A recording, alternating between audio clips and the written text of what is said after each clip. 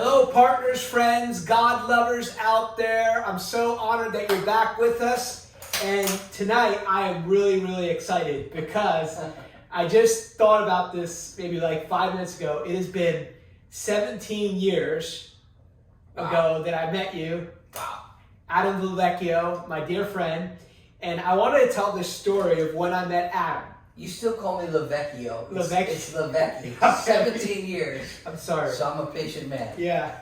So I want to tell this story of how we met, but he is my dear friend. Yeah. He's like a brother to me, and we have walked through many different seasons together, seen kind of some of the breakthroughs that God has given us, been there for each other when we have had challenging times and difficult times, shared our struggles, shared our weaknesses. And even when I'm saying that, I was thinking maybe just in the last week of how thankful I am for the people that God has put in my life. And I've said it before, but Proverbs says, a friend sticks closer than a brother.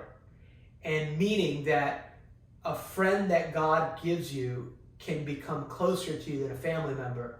And the body, obviously, we know is supposed to be like a family, but I understand a lot of times people that I meet and encounter, even high-level leaders, they don't have that connection with other people.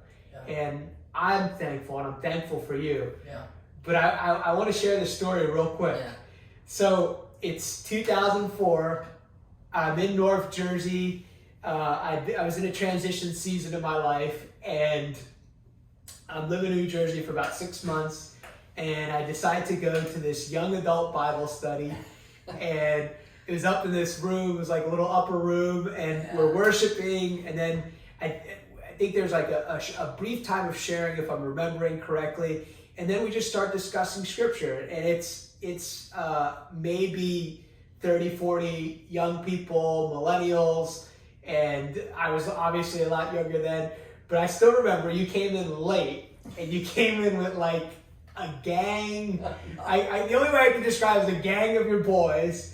But I knew you were saved. Just three of us. Yeah, but it felt like a gang. That's how it's like you were rolling into the meeting.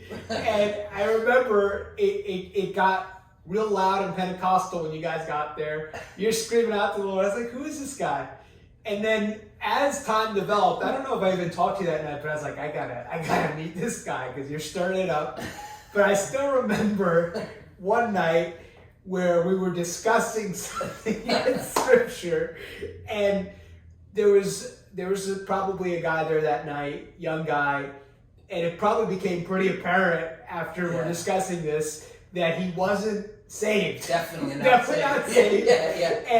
But he kept wanting to share about what he thought about the scripture, and I could see as the Bible study was going on, just the steam coming out of your ears, and eventually, like, what are you talking about? Shut up! And then the pastor was so loving, trying to, guys, people from all different backgrounds come to this. So that is where I met you, and it's still, even going back to that point from my own perspective, it's still wonderful to me how God orders our steps.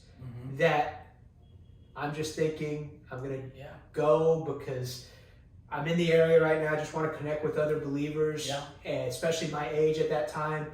And here we are 17 years later, and just walking out God's purpose for our life. And we have a lot of history. And, there was a lot of history in Bethany Church. There was. The man who led my father to the Lord, his name was Pastor Rudy, he gave me a prophetic word. He said, you need to go to Bethany. And there I met you. There I met Pastor David. There I met Ali. There I met people. Right. That I've known since I came back to the Lord. Wow. And there's a bunch. I met John Natal there. Wow. I mean, I could still lifelong friends. Yeah, you talk about lifelong people that you love.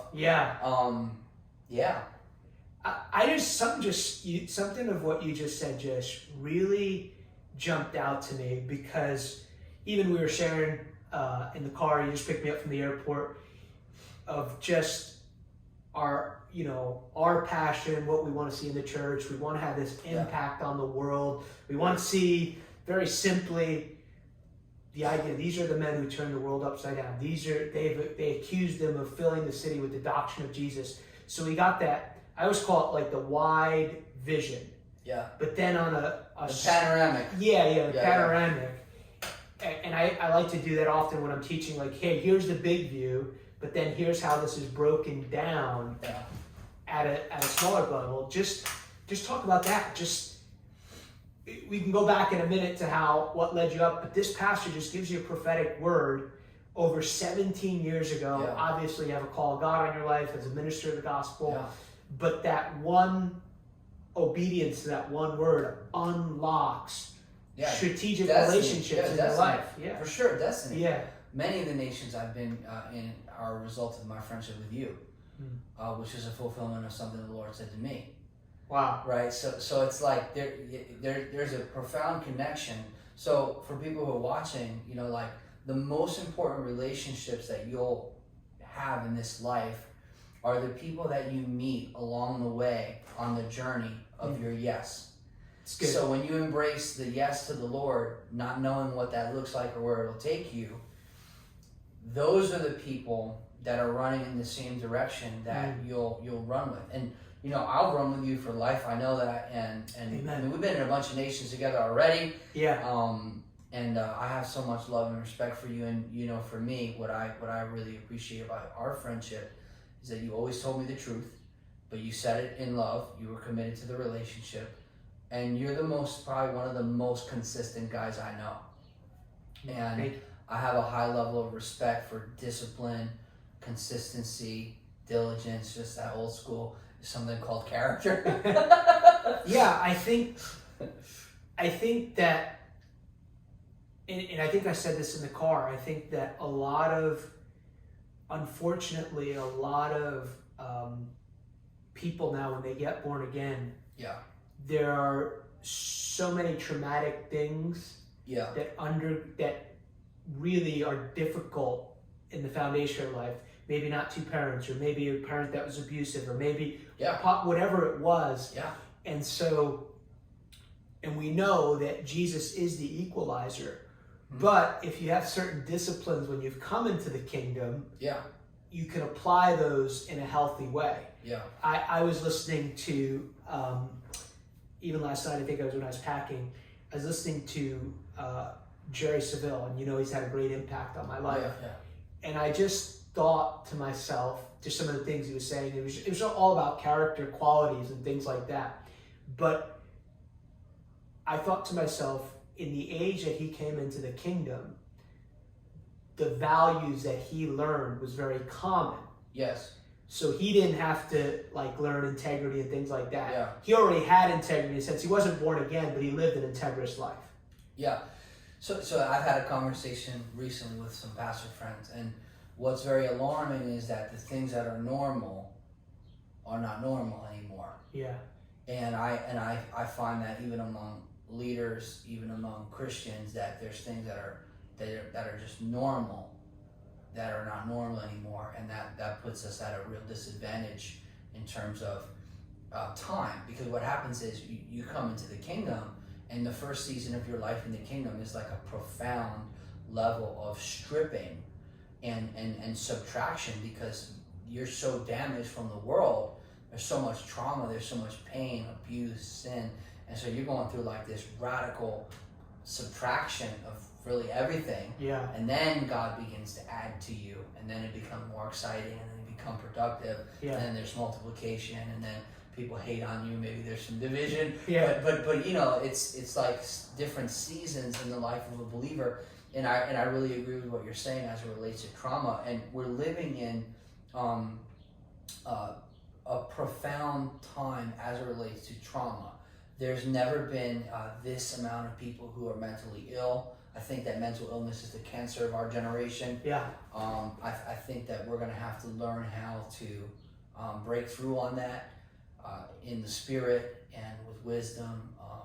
But I think that that's a major issue. And honestly, what happens is when people have unhealed traumas, they usually live from that place, and it's very easy for them to be controlled or manipulated, because all you have to do is press on the trauma. And unhealed trauma. Yeah.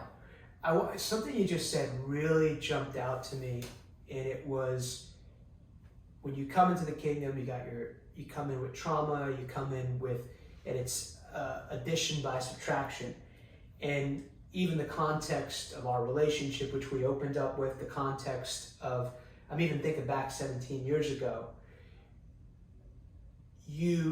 When we come into the kingdom, what I've learned is, I wish I knew it.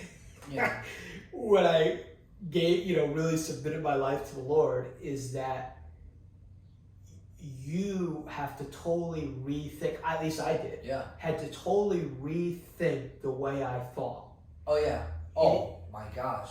Even now I'm processing this out loud as I'm talking to you. Even when I think about 17 years ago, and I'm going back to that moment in that little room, I loved God with all my heart. I was already in full-time ministry. But even now, 17 years later, I literally think differently than I did in 2004. Yeah. About just about everything. Well, that's good. Yeah, just about everything. Yeah. Can you talk a little bit about that process of, because I'm still in process. I'm a person in process. But can you talk about that process when you surrendered your life? You want to tell us a little bit about that? Yeah. Your background, but just that process of addition by subtraction. Yeah, so I grew up in a Christian home, spirit-filled home. I grew up seeing miracles. I grew up seeing people get out of the wheelchair. I remember being a young kid at Pastor Jason Alvarez's church and watching Love of Jesus, right? Yeah, Love of Jesus in Orange. And I remember probably being young, 10, 11 years old, and there's a guy who'd been in a wheelchair as long as we known him. And I just watched him pop out of a wheelchair in the presence of God. So I grew up seeing the reality of God in the kingdom. And then I went astray, I went crazy for about 5 or 6 years. And then God really rescued me and really, really did a deep work in my life. So I had to relearn everything, like the way I view women, the way I view money, the way I view power, the way I define success, what I desired, the type of people I would hang out with, the type of people I wouldn't hang out with. What was it like to actually have real loyal friends? Like I have a friend of mine, he's dead, and him and I, he's like my partner in crime. Partner in sin. Like literally, actually. Yeah. And so can't repeat those things. Yeah. Statute of limitations. And one time some guy was gonna come beat me up, and he wouldn't beat me up. And my friend just stepped up and was like, nah, you're gonna have to see me first. Like I'm talking about like loyalty, that was really like wow. And I come into church, and to be honest, I didn't really catch that same type of loyalty, but I had to make a decision that although I'm not really vibing with some of these guys right now, they represent my future. And so I made a decision to just cut my past and move forward, and that was by the grace of God, and I never changed my phone number. God changed me. Right. So I still have the same phone number that people used to hit the Nextel up, and so God changed me, and it was a painful stripping process. But it was basically God asking me, will I learn humility? Will I learn patience? Will I take correction? Will I embrace the process? Will I learn to submit to authority? Will I basically reject everything? You think I used to believe, money, power, respect, like that whole, the world, basically. The lust of the eyes, the pride of life, the lust of the flesh. And will St. John, yeah, epistles. Yep, and will I embrace the kingdom? And so by the grace of God, I did. But yeah, it was painful in the beginning because you're feeling like you're losing stuff. But in reality, like, I'm at a place in my life, young, where if I continue, I'm going to die. I'm going to go to jail. I'm going to get shot, or I'm going to kill someone. So that's kind of like where this is heading. Yeah. And the Lord rescued me. And so when I came into the kingdom, I was desperate. I was desperate. I was hungry. You're like, I need to change. Like, for example, I used to lay on the floor for like 3 hours a night With a cup of coffee. Yeah, first coffee. Yeah. And lay on the floor with Joanne McFadder. I just want to be with you where you are. And just weep and just cry out to God for 3 months because I did not want to go back to the world. So for me, I whatever I've always done, I've always been hungry. Yeah. You know. So talk to us about that. Okay, you surrender. You're like, I'm all in, God. What's that? What are the choices? And when we're talking about process, I think it's important because I was thinking even about this just the last few days. I probably think about it a lot of just choices that you make that once you develop those habits, and I like to use that word habit because we still have a free choice always. Yeah. But a habit becomes something where after you do it repeatedly, you don't even think. It's normal. You don't have a conscious recognition. Okay, I'm getting up in the morning. Like this morning, I got up. It's like I'm not gonna get into I'm not thinking, oh, I should get into the word. It's like I just do it. Just start doing it. Yeah. So it's part of what I do when I get up. That's powerful. Your habits, your choices shape your habits, and your habits shape your reflexes. Right. And that was what the early church understood. And so when you come into the kingdom, it's about God restoring your soul and basically you making choices to partner with that process of God sanctifying your life, which is not just dealing with your past.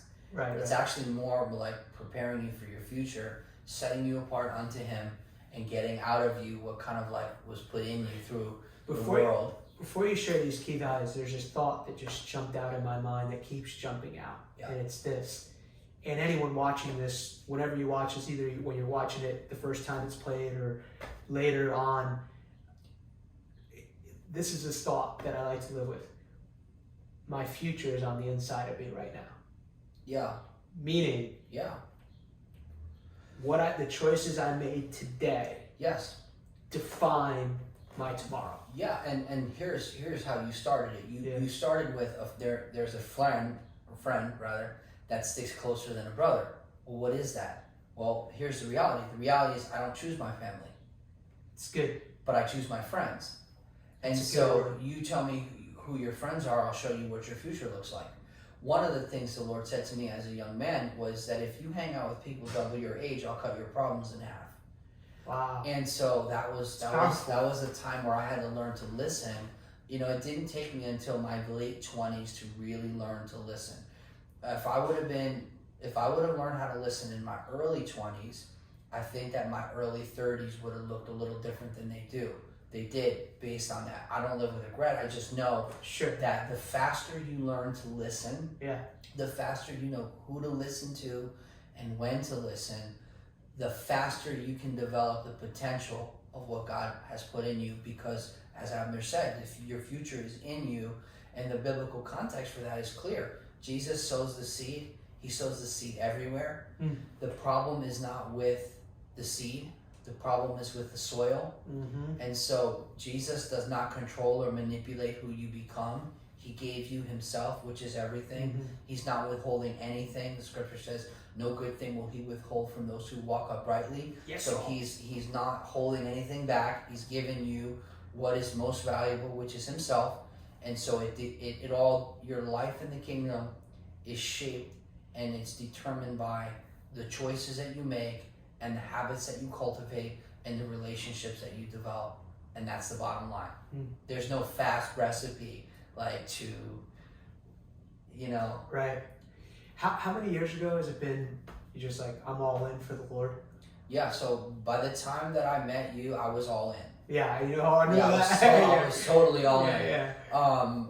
And so I got saved. I came back to the kingdom probably the end of 2002, the beginning of 2003, and I made some choices. One of the choices was I said to my friend, listen, I'm not going to hustle anymore. That's it. We're going to cash out. We're going to go to New York City. We're going to buy some clothes. And I'm done. I'm not selling drugs ever again. And that's it. Yeah. And that was the grace of God. And on that trip, my friend, he actually met a girl that would become his baby mother. Wow. On that trip. to New York.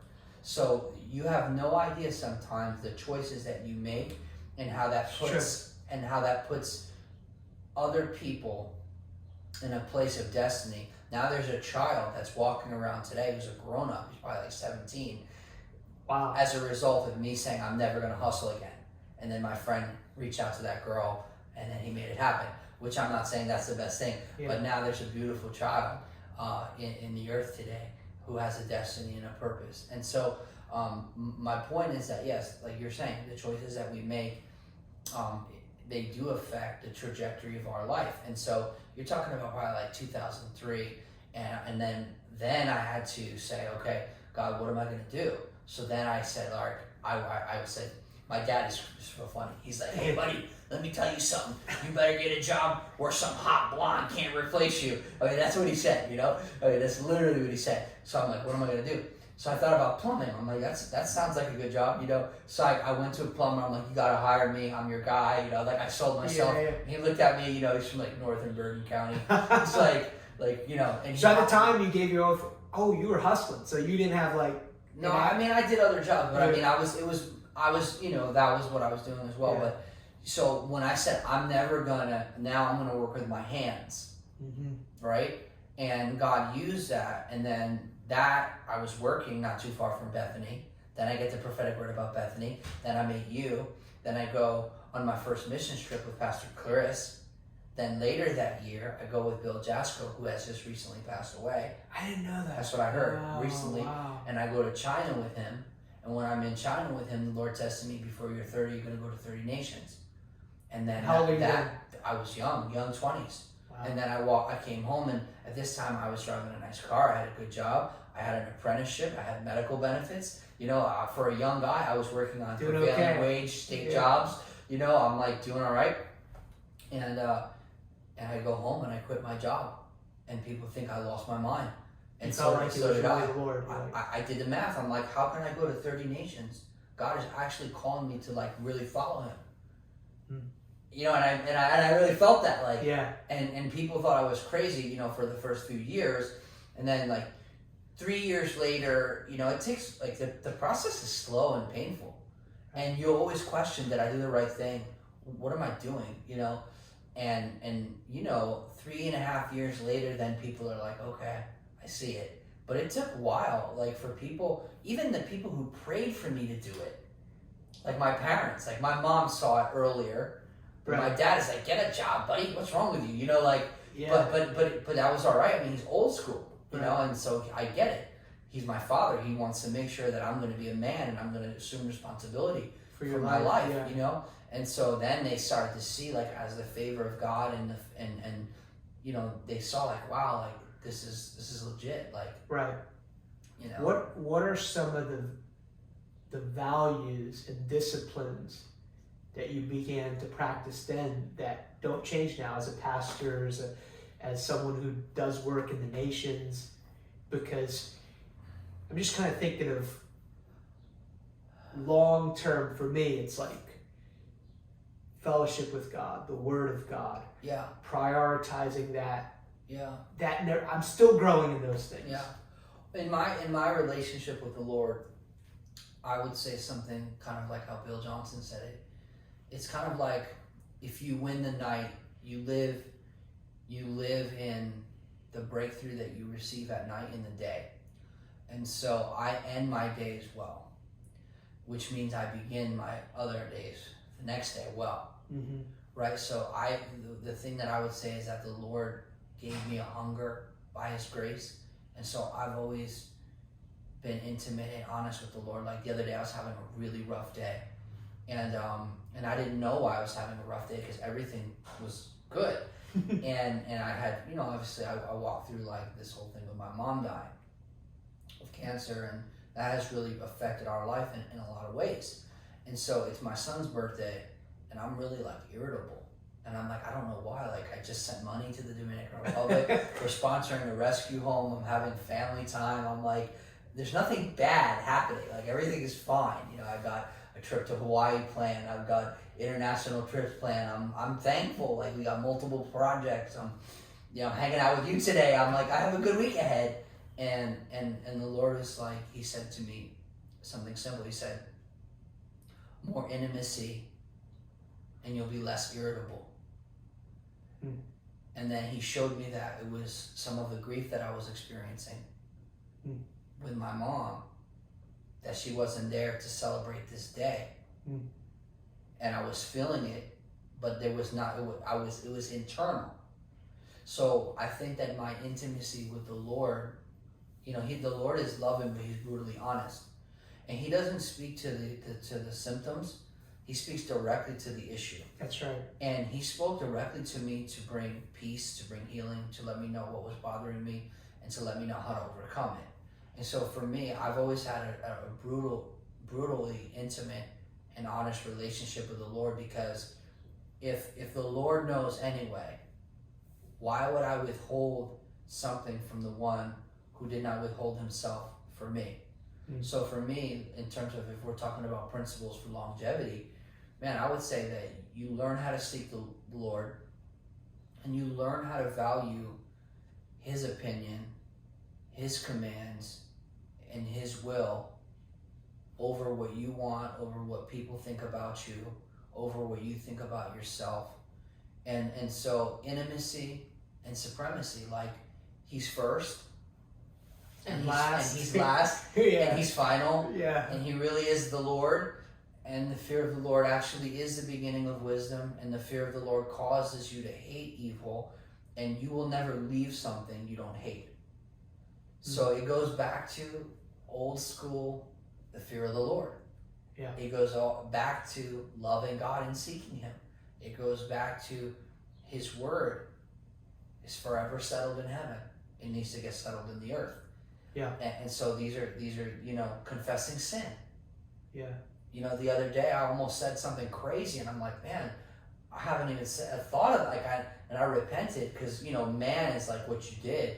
The Lord is like, it's about what you intended. You know? That's right.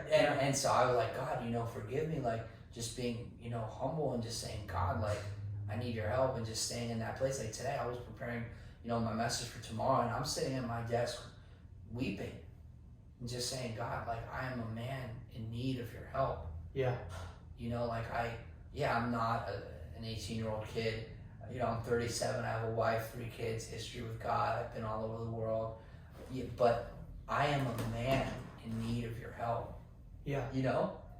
You know what I found, and I want you to pray here in a minute, but because I sensed something, an anointing to pray for you to pray for something. But you know what I found is, especially walking with the Lord, and even some of the things that I started to do in this season, God assignments and things, when you're really walking with the Lord, and for me, it's not like I ever thought I got good at something. But he's going to continually challenge you to do things that are not something that you think you can do. And then you do it, and then you're like, oh, I can do this. But then he's going to stretch you further in it. It's just every area. And I think even in the stretching, I'm going, wow, you're stretching me again. He goes, yeah, I want to keep reminding you, you'll never be able to do everything I've asked you to do on your own. And I know the root of that is you want to start, like, I can't even put my shoes on without you. But the more you walk with him, it's like this, I'm incapable of doing this. But by faith, I'm about to start to do this. And you begin to walk it out. But there is that awareness. And it's not, I've learned that you can say it and it's just religious. But when you say it from this deep, like, I can't live this life without you.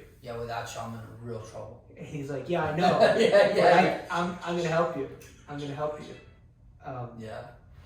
But yeah, there's just this, I don't ever want to outgrow that. This just aware, God, I need you. God, I need you.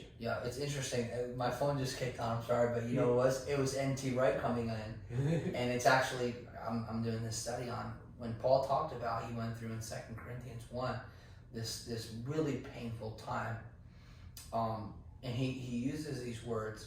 He's like, I despaired of life itself, like we were burdened beyond measure. And theologians like N.T. Wright and other people, and even psychologists, believe that at that time that Paul had what we would think about as kind of like a nervous breakdown. Like he had a meltdown. He had a meltdown. Yeah. But the beauty of it is when you follow it a few verses, it says basically the point is that we learn not to trust in ourselves. Yeah. But in a God who raises the dead. Yeah. And so like I view that the same as like, this thing is dead without you, God. Yeah. I'm dead in the water without you. So there's that aspect, and I want you to touch on this as well, though, because this is also what I was thinking. Like, you live blessed are the poor in spirit. There's that aspect. But to really walk as God intended us to walk as believers, kingdom people, however you want to describe it, you actually have to be really, really bold. Like, it's kind of like funny. It's funny to me because one of the propaganda things of the enemy, like Christians are weak. It's like, no, we recognize a true believer, a mature disciple will recognize their weakness, but you have to be incredibly bold. You got to be incredibly bold even to make the choice. I mean, there's some things, and I haven't arrived in this, but I'm just saying. You talk about relationships and standing up, even it's not even a rebellion thing, even telling your own parents, no, this is what the Lord's called me to do. That's uncomfortable. Yeah. So maybe just touch on that a little bit. Yeah, you have to be completely resolute in who Jesus is and what he said. And you have to be willing for people to really push up against that. And the word of the Lord will always test you before it blesses you. And usually people don't, just generally. Yeah. Generally people don't believe in you until they have to. It's like you see that same principle with Jesus. His stepbrother doesn't believe in him until he's raised from the dead. It's like, it's true. Once in a while you just have to stay the course, remain poor in spirit, remain humble. Yeah. One of the expressions of poor in spirit is that you persevere. You just keep persevering. It's good. And you just do what God called you to do, and you do not try to control or manipulate the results. Sometimes the results of what God asks us to do is favorable. Sometimes you're like, what's going on? Yeah. I did what you asked me to do. I did what you asked me to do, and now people want to stone us. But but that's the thing. The thing is just you being willing to do what He's asked you to do. And here's the thing about being poor in spirit. When you're poor in spirit, you possess what money can't buy, which means you have access to the age to come. You have the future visits, the present. The poor in spirit are rich in faith, and that boldness that you're talking about, and that courage. You got to have real courage to stand in the face of it. Yeah, you got to have courage to go places you haven't went and do things you haven't done, and He calls us to courage. Yeah, yeah. So there's two aspects of. I can't do this without you, but yet, through you we can do all things. But yet, if I don't make a choice of action here, I just learned this. I can never grow. Discipleship without action. It's not discipleship. Yeah, it's like it doesn't exist. Yeah. You shall know intimately the truth, and the truth shall set you free. It might be Christian education, which is better than not being educated. Right, yeah. But that's Christian education is great, but it's not discipleship. Right. Discipleship is when you put the teachings in motion. Right. And that I think is what we're asking ourselves as leaders in the body of Christ is, how do we effectively do that? Yeah. In the age that we're in, and also with some of the challenges that we're facing. Yeah. So I think that's our future.